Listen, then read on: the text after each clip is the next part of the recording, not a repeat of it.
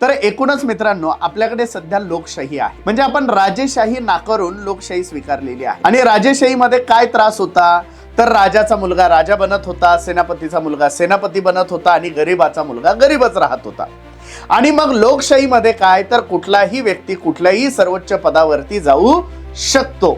परंतु आपल्याकडे आता लोकशाहीचा अर्थच जणू सध्याच्या राज्यकर्त्यांनी बदलायचं ठरवलंय। आणि त्यामुळेच की काय फक्त आणि फक्त घराणेशाही यांची चालू आहे।